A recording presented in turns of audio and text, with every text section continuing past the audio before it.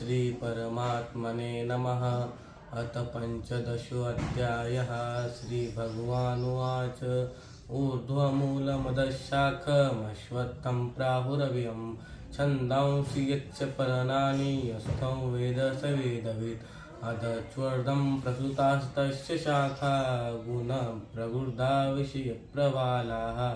अधश्च मूलान्यनुसन्ततानि कर्मानुबन्धीनि मनुष्यलोके। न रूपमत्स्येह ततोपलभ्यते नान्तो न चादिर्न च सम्प्रतिष्ठा।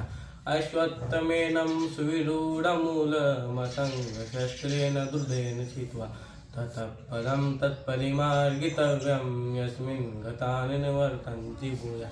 तमेव चाद्यं पुरुषं प्रपद्ये यत प्रवृत्ति प्रसूता पुराणि निर्माणमोहाजितसङ्गदोषा आध्यात्मनित्या निवृत्तकामाः।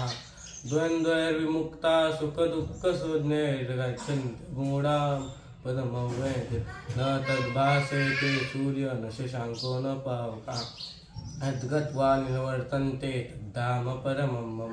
ममैवांश जीवलोके जीवा भूता सनातना। मनःषष्ठानीन्द्रियाणि प्रकृतिस्थानि कर्षति। शरीरे यद्वाप्नोति यच्चाप्युत्क्रामतीश्वरः गृहीत्वैतानि स याति वायुर्गन्धानि वाशयत्। श्रोत्रे चक्षुस्पर्शनं च रसनं घ्राणमेव च अधिष्ठाय मनश्चाय विषयानुपसेवते।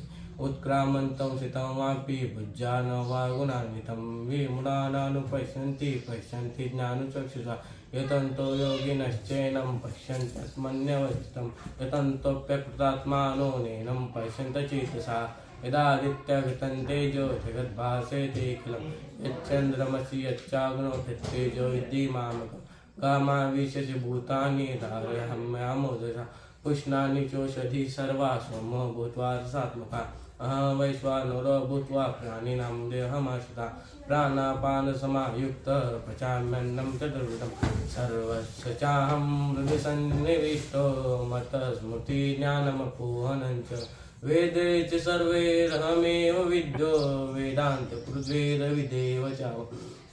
द्वाविमो पुरुषो लोके शरैव च सर्वाणि भूतानि कुटस्थशर उच्यते। उत्तमः पुरुषोत्पन्नः परमात्मेत्युदात्तः यो लोके त्रयमाविश्य बिभर्त वैश्वरः। यस्माक्षरमतीतोऽहमक्षरादपि च तस्मै लोके वेदे च प्रथितः पुरुषोत्तमः। यो मामेवमसम्मूढो जानाति पुरुषोत्तमं स सर्वविद्भजति मां सर्वभावेन भारत इति गुह्यतमं शास्त्रमिदमुक्तं मया नघ। एतद्बुद्ध्वा बुद्धिमान् सत्कृतो तच्च भारत।